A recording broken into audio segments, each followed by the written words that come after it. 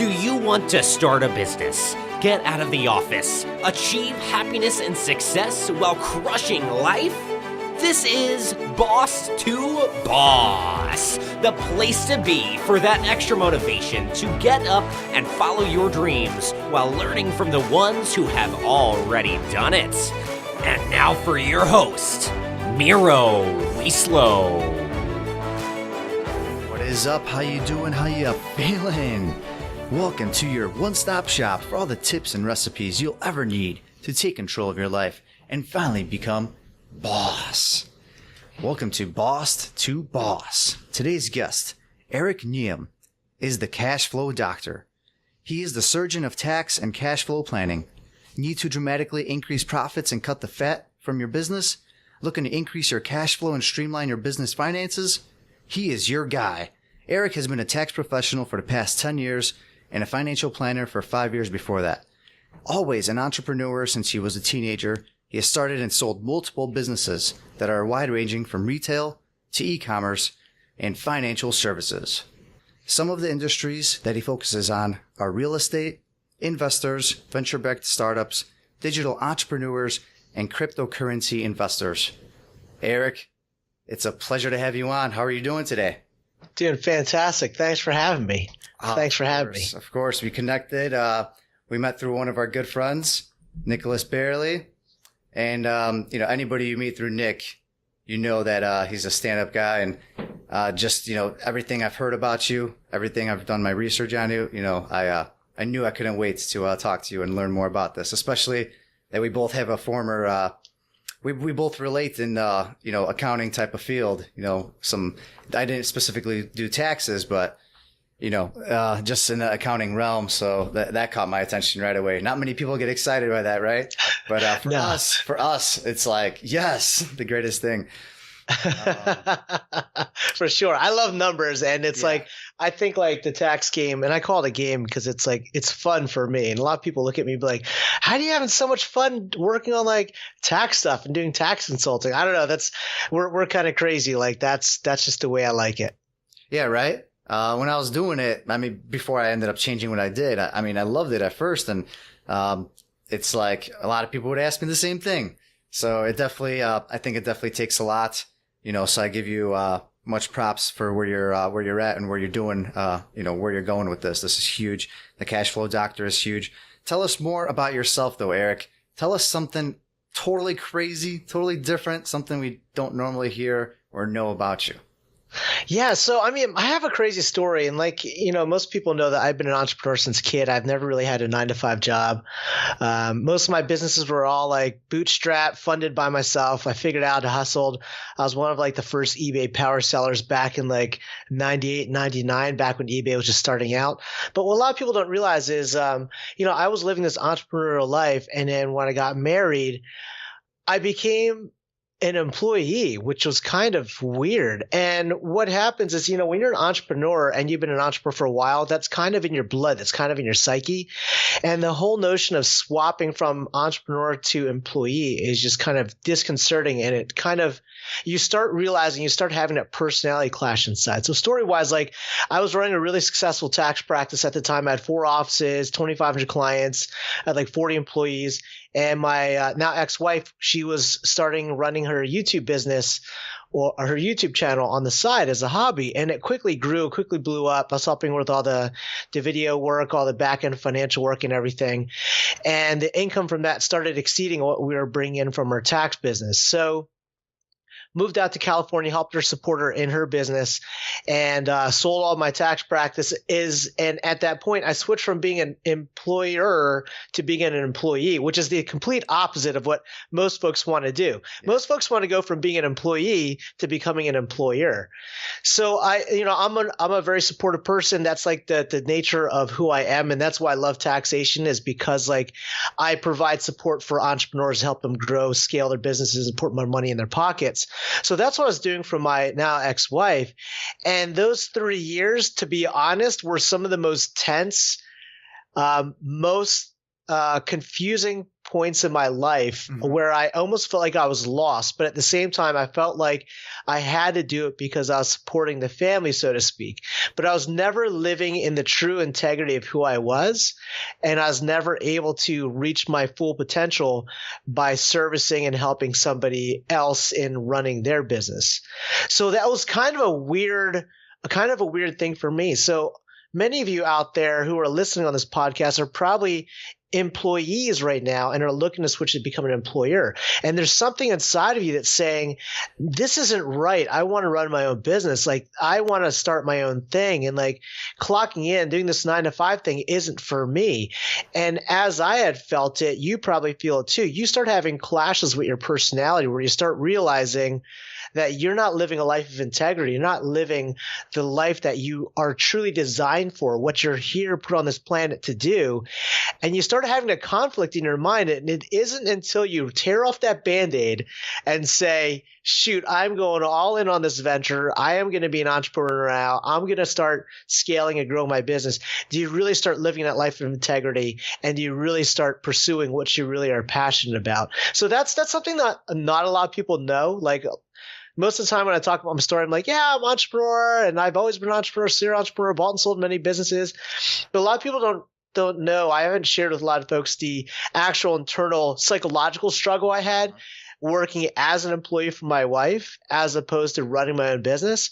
And now that I'm running my own business once again with my own practice, helping entrepreneurs or developing entrepreneurs like all of you out there, I'm finally back into a life of integrity. I feel like I'm like super happy again. I have like a vision, a plan, and I'm no longer lost and wallowing in this abyss of like working for somebody and living up to somebody else's expectations. Wow. That is a lot more than I expected. I love it. I think there's numerous things right there. I mean, first of all, you said your ex-wife. So you think it was the employee-employer relationship that's something to do with it, or no? Yeah, that was very challenging, and that might be a separate discussion for another day. But like when you work with your spouse, so when you're working for yourself or you're working at a job and you come home and you're married, right? You could talk about, oh, the boss is a jerk today and it was a tough day at work, but then you disconnect your work and your personal life. But when you're working with your spouse, the communication needs to be super clear. And I wasn't really great at it, to be totally transparent and honest. I was really clear with like setting that boundary of work and personal life. And especially in the YouTube social media world, it's on 24/7. So that became a gray area. And we've had a lot of conflicts, not in our personal relationship, but in a relationship that was at work. And that work conflict kept continuing and spreading over to our personal relationship. And eventually, I mean, there's a couple of other factors for sure. I mean, divorce is always a two-party type of situation, but there's other factors involved. But the business really exaggerated a lot of the issues that we had and a lot of the conflicts that were there for sure. Man, that sounds like a whole another segment to get into that you could totally go on for days. Totally. I got stories. I got stories for days. we'll definitely be catching up more. But I guess that right there, that's really got me. And so I guess let's go off of that. When did you know? I know you said you went through moments that you didn't feel full integrity. What do you mean by that? Like, do you feel that you just couldn't be yourself? You couldn't be truthful while you were working for somebody else? Is that? Yeah. That's a great question. Okay, so when it comes to being entrepreneurial, let's be totally honest. When you're going that entrepreneurial path, the reason that we do it is because we're a unique breed of people. And Alex Charfen says that we're evolutionary hunters, right? So we have a different psychology than most folks, where most folks, they love that stability. They love that consistency of clocking in, clocking out, what have you, having a particular list of assignments to do for work and just living up to that type of a structure. But for me, I'm a little bit different. Like, that's not my thing. So as we got deeper into YouTube business, we tried different ventures. Like, we built the subscription bots model, where we're doing subscriptions and everything. And every time I wanted to have some autonomy in making the decision-making process to just execute, because that's the thing. I want to execute on a lot of things. When we got to a point of execution, I didn't have the ability to have the autonomy to make the proper decisions I needed to make in order to execute properly on it. And it caused some of these ventures not to do as well as they should have. So I quickly realized that by working for somebody else, even if it was my wife or now ex-wife right now, if you don't have the autonomy to make those decisions, to make those judgment calls, and sometimes you're going to fall on your face, but you have to learn from it. But without that autonomy, like you feel like you're no longer in control. And as an entrepreneur, many of us, we want to become an entrepreneur because we want that control. We want that ability to make those decisions. And yes, we may fail sometimes, and yes, we may succeed sometimes, but that autonomy is super important. So I started realizing that about 3 years into moving to California that I didn't have that autonomy. I didn't have that ability to make those decisions. Even those relatively minor things on making approvals on the blog redesign or a business structure or a business contract, those things, they started eating away at me and started eating away at my own confidence because I thought I knew what was right. And in the end of the day, like the decisions I made on my own stratosphered her career in a different direction. But at the end of the day, when you don't have that control, you start realizing, hey, this isn't a great fit. So going off that, did you know what you were going to do next? I know, you did a bunch of things prior to, working for your ex-wife. Did you know though what you were going to do? Did you have a plan in mind? Do you think that was important if you did or if you didn't, or did you sort of just like, I can't handle this. I need to let loose and just go with it. Get my time, get my space, get my freedom, and then plan it all after.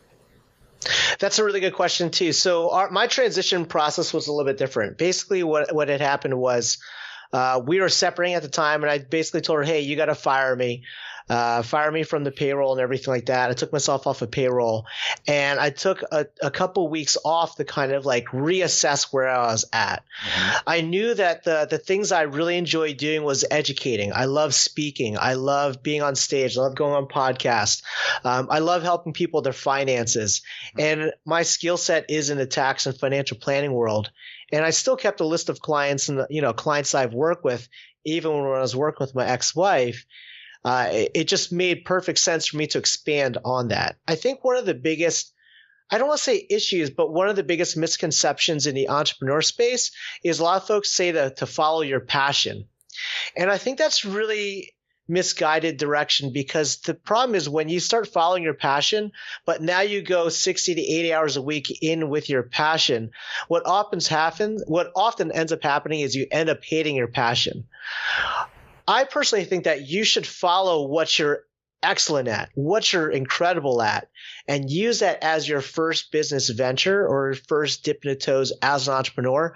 What are you gangster at? What are you the top of your field at? Start with that. And then pursue your passions on the side and see if that could be a business venture.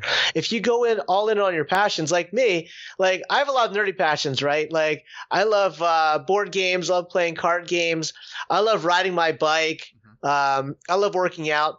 But none of those to me are things that I would actually pursue a business in. Like for me, my passion isn't taxes, because let's be honest, nobody's passion really is taxes. My passion, I really enjoy speaking with people. I love hearing their stories. I love helping them with their businesses. But I know I'm a gangster at it. I'm really good at helping people with their finances. I'm really good at helping them create a business playbook for the business and helping them do some advanced planning and stuff like that. That's what I'm really good at. So that's what I would recommend doing. So to kind of circle about and answer your question, did I have a plan? I had a notion in my head of what I'm really good at. And I didn't pursue my passions. I just pursued what I was really good at. Wow. Okay. That's a very, very interesting way of looking at it.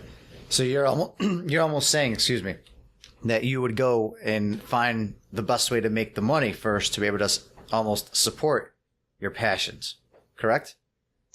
That's my, I guess it's because I'm a financial guy and I'm pretty pragmatic at it. My passions aren't relatively affordable. I ride high-end road bikes and mountain bikes and stuff like that. Yeah. I quickly realized that I needed to find ways to finance that. So yeah, I pursued the cash flow and the revenue and the profits first with what I excelled at. And then from there, if I do want to run a business or do something in the areas of cycling or whatever, I'm more capable of being able to do it. But I knew what I wanted to do first is chase the revenue. And at the same time, too, I have a unique situation where when we split, I took full custody of my son, so I'm supporting him full time. So for me, like my priorities were definitely different. I basically started from scratch, from zero. When I sold my tax businesses, I invested all back into her business, buying equipment, staffing out, scaling out, and everything like that. So I started from zero. And at that point, I knew that my priorities was support the family, do something that I'm really good at, start getting revenue immediately. Some of you might have a nest egg or something that you have to kind of like cushion you where you can follow your passion. But for me, my priorities are a little bit different. And I feel like that sort of fast forwarded the process for you because you were able to make that money and still kind of go into that entrepreneurial route, that spirit, while, still sustaining a few things on the side, which I'm sure only grew and grew over time because you got that cash flow. You got that underneath your, under the belt. And, I think not many people bring that up. And I think that's a very, very valid point and a great way to look at it. That's for sure. Do you feel there was a certain mistake, something you made along the way? There must have been at least one that was crucial to your success that you had to go through it. Some mistakes we could learn from, we could hear about them and try to avoid them. But this one, you had to make it and you would do it all over again because that's what got you to where you're at. I think the biggest limitation and biggest conflict internally that I had to deal with in the whole process and the transition is something that a lot of other entrepreneurs, even established ones, still face to this day. Mm-hmm. And that's imposter syndrome. And imposter syndrome is the concept of you feeling like you're not good enough or that you're faking it. Because you always hear that phrase, fake it till you make it, right? So a lot of folks, they feel like they're not good enough. And because of that, they limit their value. They limit what their potential is and what have you. So that's actually something that I've been dealing with for quite some time. And I'm just now starting to get over that, to be honest with you. And it's something that has, stemmed with me from childhood. And what you find is a lot of these psychological things that affected you from when you're a kid stick with you as an entrepreneur. And until you start kind of funneling those things out and working those things through, it's going to be very difficult to actually scale and grow a sustainable business. And I see that a lot with a lot of my clients. Like I tell my clients all the time, my title is tax planner and tax strategist. But what I really do is I'm a business psychologist, right? So for me, the way that I got past that is I just kind of like sucked it up and I didn't fake it till I made it because I was already, and I am still an expert in the areas of taxation and cash flow. I just started improving my self-confidence to the point of just speaking it and living that life with the clients that I work with. And that was a challenge that it took a couple of clients for me to get past that. Mm-hmm. So if you're in the situation where you feel like you're imposter syndrome, still like don't devalue your service, don't devalue what your worth is. But maybe the first 2 or 3 clients, you might not charge as much as you might need to be charging, but use them as case studies and use them to boost your confidence and get their testimonials that you could watch all the time to remind you of how gangster you are to get you out of that rut, out of that imposter syndrome. And once you get out of that imposter syndrome, boy, the sky's the limit. How gangster you are. I love it. I think that might be one of my favorite quotes, favorite lines I've had in an interview yet. that speaks a lot. So love it. We'll definitely be hearing that one more often. Do you think though, do you have certain tips that you would say? Let's say some of our listeners, which they are, a lot of our listeners, they are still kind of where we were at some point, where I was specifically a year ago. I was sitting there, in that cubicle, in that office space, while looking at my overlooking my boss's offices in the corners and everywhere, and just wondering, what else is out there? What else is, there? What else can I do? Can I actually start something up on my own? Am I even capable? I was questioning it, for 2 years probably. And is there a tip you would give to one of these, listeners that are debating whether they should go out there and just try to do something like this, go into that entrepreneurial world, or whether or not, showing them that it's really not that easy? Because it definitely is not easy. That's for sure. Is there something you would say? Yeah, I think the number one tip, and I have like a 1A and 1B kind of thing. The number one tip, 1A, would be to invest in yourself. When you're still at work, you're still in the cubicle, you're commuting to work, this is a great time for you to re-educate yourself. You've lived this life where you've been used to this consistency, this 9 to 5 lifestyle, this used to having a boss telling you what to do. To switch from being an employee to an employer is challenging because your mindset needs to be totally different. Now, instead of listening to a boss, now you need to be a boss. But there's a lot of responsibilities involved with it. So this is a great time to start investing in yourself. Listen to audiobooks, listen to podcasts. I love music, but when I'm in the car on a long road trip, or I'm commuting somewhere going to clients, I'm listening to podcasts all the time. I'm listening to audiobooks. Like that is like the best like free education that you can get when you're sitting in your car for an hour on your commute or you're on the subway. Invest in yourself. And what you're going to find is once you start investing in yourself on your own personal development, it's going to improve your confidence, not just in your workplace, which could, if you're still in that transition phase, could lead to like much higher compensation or what have you, but it'll also lead to greater confidence in determining what you really want to do as a business. And then once you start getting to that point of like you want to start to transition to a business, do it at the same time that you're working your 9 to 5. Don't quit your job to pursue something all in when you don't really have that base set up and you don't have that understanding of how the business is run. There's a lot of business models out there where you can run it 4 or 5 hours in the evening after you get out of work. You get home at like 5 o'clock, you have your dinner from like 5 to 6. And then from 6 to 10, you can work on your business. There's many business models out there, whether it's digital marketing or some folks are into network marketing. Some folks are into consulting. You might be a great programmer. You want to do some programming on the side, or you might be an IT consultant where you're working as a high-end like IT tech guy inside of the company. You could also provide your services to other companies outside of the workplace in the evenings. So start with that. And once you get to a point where the income and the revenue and cash flow exceeds what you're making at your 9 to 5 job, at that point you go to your boss and say, I'm firing you, bro. We're all done, I got my own thing going on. Adios. But you want to have that base, because what happens is, and this is a parallel, like Arnold Schwarzenegger is one of the classic entrepreneurs I love referring to, right? But he wanted to get into Hollywood. He wanted to become an actor. But the problem is with actors, when you go to LA, a lot of them are starving actors or actresses. They're working coffee shops, and they'll take any role possible to make money. Arnold Schwarzenegger, he was like, no way, man. I'm going to start making money as a contractor and start flipping and buying real estate. A lot of people don't realize this. Arnold Schwarzenegger was a massive real estate mogul before he became an actor. And then when he had all that money coming from real estate, he can pick and choose the films that he wanted to work on, as opposed to just taking anything. So then with us entrepreneurs, when you don't have that base, you don't have that cash flow coming in, you may end up work with like clients that you don't want to work with just because you need to pay the bills. You don't want to be in that situation, right? So what I'd recommend is run your business or start your business in conjunction with when you're at work. Just be more strategic with your time. Cut down on a little bit of Netflix, or cut down on a little bit on binge watching HBO or something, or cut down on your Facebook time and instead dedicate that to your business.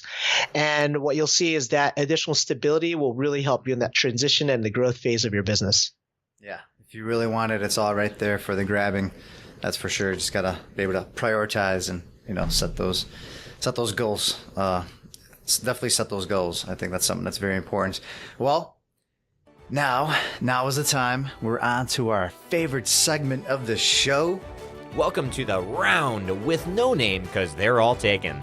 You have approximately 5 seconds to answer each question that's coming up.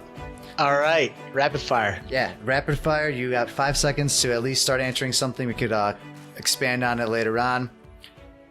If you don't answer it in the 5 seconds, we got our producer over here. He's actually here right next to me. You can get the buzzer. We got a producer, and he comes down, and I don't know what he does. I don't know if he just supposedly he breaks things, man. I don't know. Guido the leg breaker, they call him. I don't know. I don't want to deal with him. So let's keep it at the 5 seconds. Absolutely. All right, here we go. Eric, your favorite book?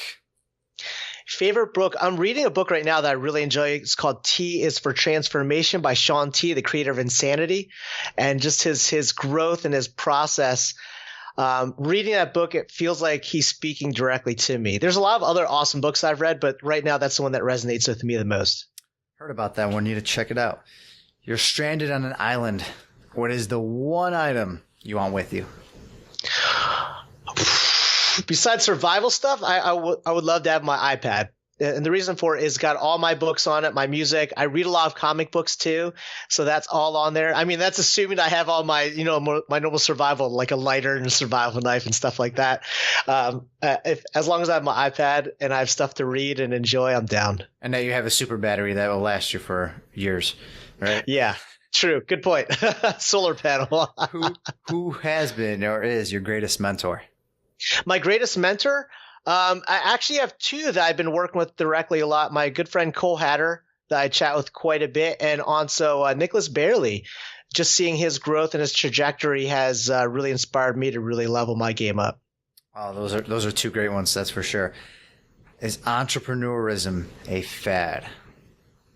I don't think it is. I think it's becoming more popular, more prevalent, and as we move to more knowledge-based society as opposed to skill-based society, we're going to see that a lot more becoming a lot more mainstream. Especially now, as we see AI and software starting to replace a lot of normal jobs and occupations, we're going to see a lot of freelancers that convert and transform over to be entrepreneurs.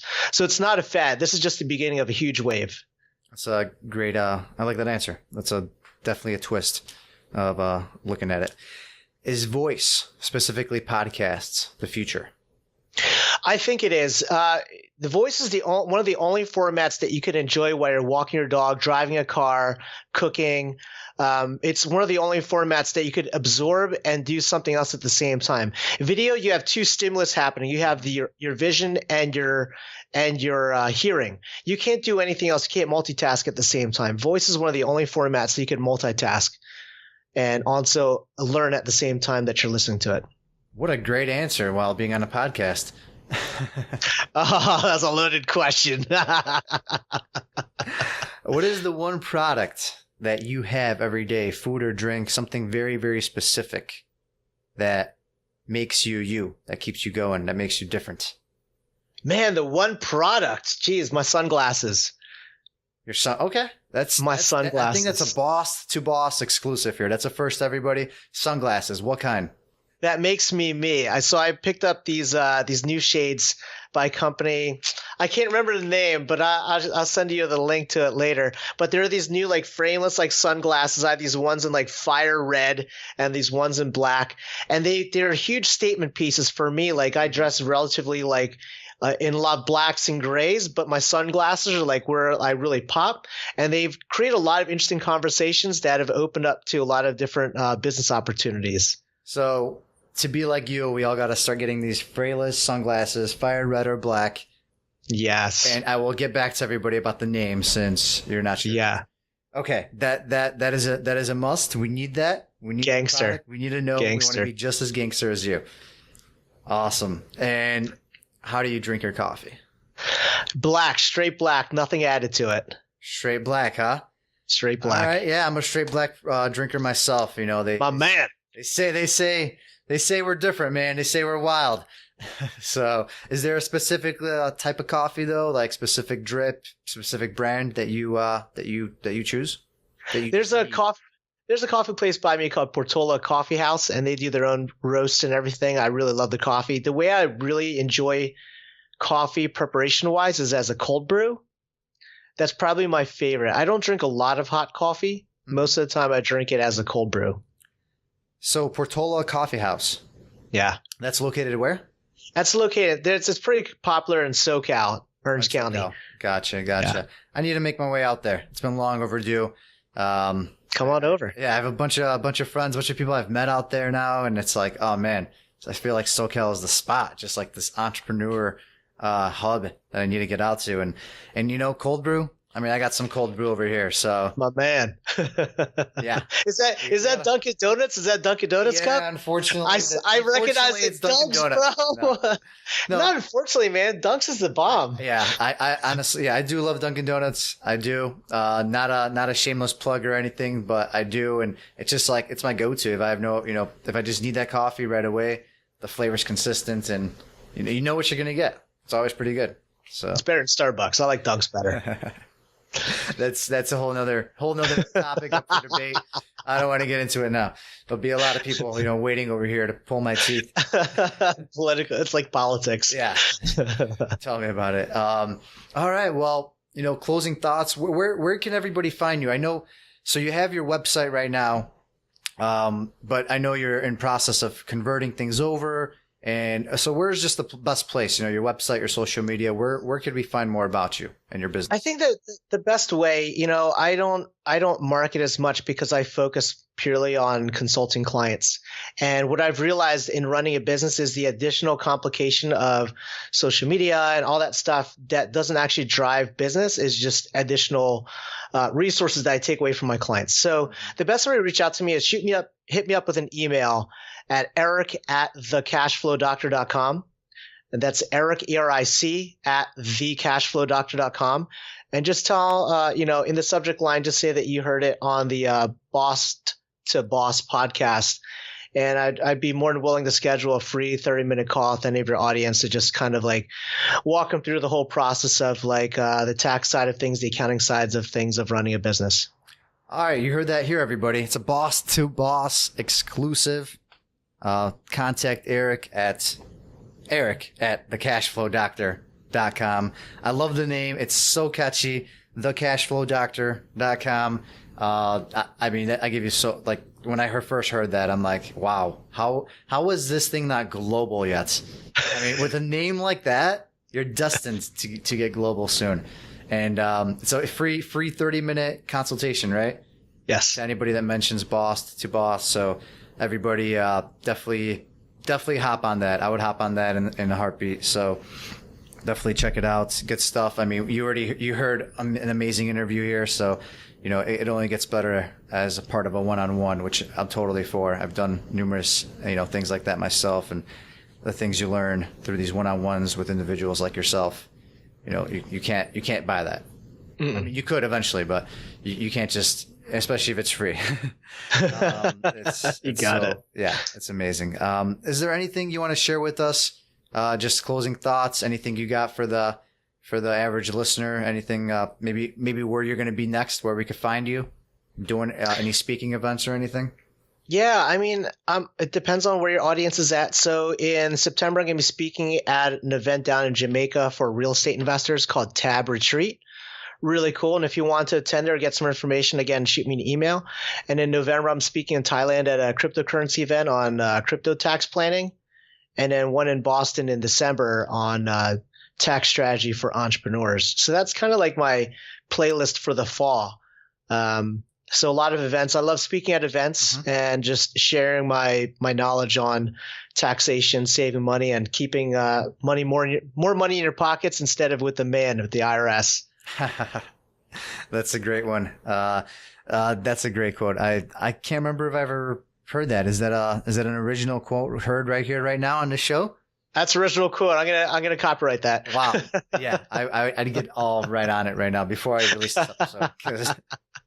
That was good. I'm not gonna lie. So we got you in Jamaica, Thailand, and Boston coming up. Yes. That's huge. That's just in the next few months. So if we want to find out more about that, just shoot you an email, right? Yeah, shoot me over an email. Eric at thecashflowdoctor.com. It's been a pleasure having you on, Eric. Definitely hope to be speaking again to you soon. Keep this thing going. And yeah, it's been awesome. Awesome. Thank you.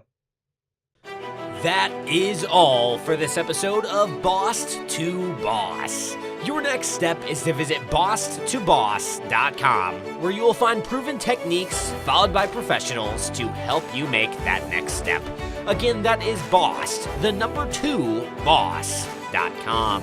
And remember, the time is now.